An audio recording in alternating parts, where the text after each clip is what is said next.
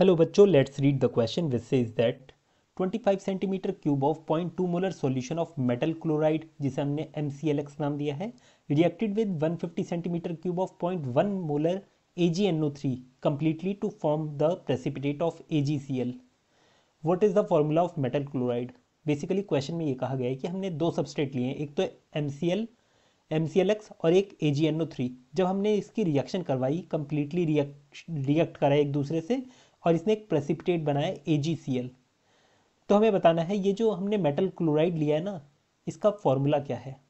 अब देखिए यहाँ पर की कॉन्सेप्ट क्या है। ये the key concept for this question is molarity. ये मोलैरिटी वाले चैप्टर के ऊपर बेस्ड है। मोलैरिटी बेसिकली कंसंट्रेशन होती है। इसे हम कैसे कैलकुलेट करते हैं, moles of solute upon volume of solution in litre. इस तरीके से हम कैलकुलेट करते हैं वॉल्यूम ऑफ सॉल्यूशन, और वो भी किस में, लीटर में।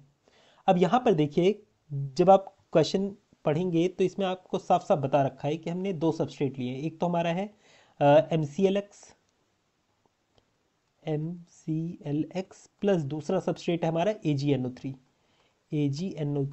और ये आपस में कंप्लीटली रिएक्ट करे हैं, और इसने क्या बनाया, एक सबस्ट्रेट बनाया है AgCl। तो यहाँ से तो हमें ये पता चल रहा है Ag किससे रिएक्ट करा है, Cl से रिएक्ट करा है। तो ऑब्वियस सी बात है, ये मेटल किसे लेकर जाएगा, NO3 को लेकर जाएगा। ठीक है, तो हम ये कह सकते हैं इसके साथ जो बन रहा है वो क्या बन रहा है, MnO3 का होल X। ठीक है, यही बनना होगा। और यहाँ पर ये X AgCl लिख लेते हैं। ठीक है, और यहाँ पर जो हमने AgNO3 लिया है, यहाँ पर भी X लगा दीजिए। ठीक है, तो ये बैलेंस्ड हो गई ये रिएक्शन। अब देखिए यहाँ पर हमें क्या दे रखा है, हमें कुछ कंसंट्रेशंस और वॉल्यूम दे रखी है। इसे थोड़ा रिमूव कर देते हैं ताकि क्लियरली हमें दिखे। ठीक है, अब देखिए यहाँ पर हमें क्या क्या बता रखा है।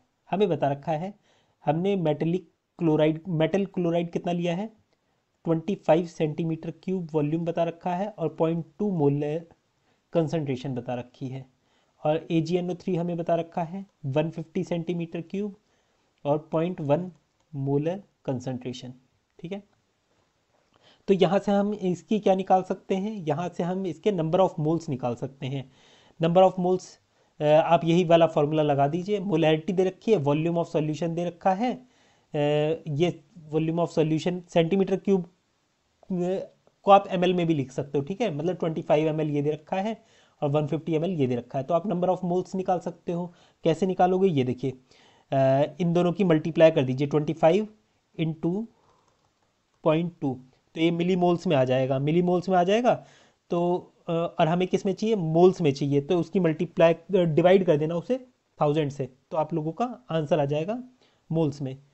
इसे 1000 से डिवाइड कर देना, तो हमारा आंसर क्या आया, 25 टू जा 50, तो 5 इंटू 10⁻³ ये आ गया हमारा मोल्स। इतने मोल्स इसके निकालोगे तो ये कितना आएगा, ये आएगा 15 इंटू 10⁻³ ये आ जाएगा। ठीक है, अब यहाँ पर ये दोनों रिएक्ट कर रहे हैं और इन्होंने क्या बनाया है, AgCl बनाया है। हमें यहाँ पर से क्या पता चला, जब हमने 5 इंटू 10⁻³ मोल्स लिए MClX के, तो इसने कितना बनाया, 15 इंटू 10⁻³ मोल्स के साथ ये रिएक्ट करा है। मोल्स ऑफ AgNO3 के साथ रिएक्ट करा है, AgNO3 के साथ, है ना।